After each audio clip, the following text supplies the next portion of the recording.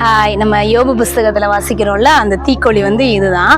நம்ம ஏற்கனவே இதை குறித்து கொஞ்சம் தியானிச்சிருக்கிறோம். பட் நீங்கள் இப்போ நேரில் பாருங்களேன், அதனுடைய சரீரம் எவ்வளோ பெருசு இருக்குது, அதனுடைய கழுத்து, அதனுடைய தலை ரொம்ப குட்டியாக இருக்குது. அதனால தான் பைபிள் சொல்லுது, இதோட தலை குட்டியாக இருக்கிறதுனால அதனுடைய மூளையும் ரொம்ப சின்னதாக இருக்கும்.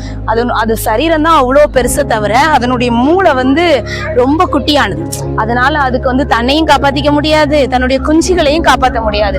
முட்டை இருக்குது, முட்டை ரொம்ப பெரிய முட்டையா தான் அது இடுது.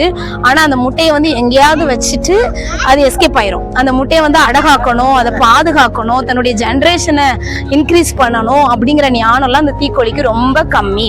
ஆனா அந்த தீக்கோழி நம்ம வெளியே விட்டோம் அப்படின்னா, இப்போ பார்க்ல இதை அடைச்சு வச்சிருக்கிறாங்க. பட் இது வெளியே விட்டோம் அப்படின்னா ஒரு குதிரைக்கு ஈக்குவலா ஸ்பீடா ஓடும். அப்படின்னா நான் இதுல என்ன சொல்ல வரேன்னா, அதுக்கு எல்லா திறமைகள் இருக்கு, பலன் இருக்கு, எல்லாம் இருக்கு. ஆனா மனுஷனுக்கு இருக்க வேண்டிய எல்லா மிருகங்களுக்கு இருக்க வேண்டிய ஒரு மெயின் என்ன அப்படின்னா ஞானம். அந்த ஞானம் மட்டும்தான் இதுக்கு இல்லை. அதனால அது தன்னை காத்துக்க முடியல, தன்னுடைய ஜென்ரேஷன் அது காத்துக்க முடியல.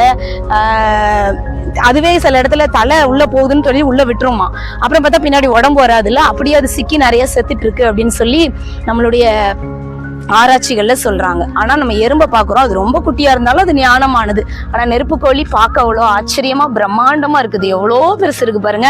ஆனா அது ஞானமே இல்லை. ஆனா கர்த்தருக்கு பயந்திருக்கிற நமக்கு ஆண்டவர் ஞானம் கொடுத்திருக்கிறார். அந்த ஞானத்தினால நம்ம வாழ்ந்திருக்கிறோம், நம்முடைய தலைமுறைகளை வாழ வைக்கிறோம். சந்ததியின் மேல ஆவி ஆசீர்வாதம் பெருகி கொண்டே இருக்கிறது.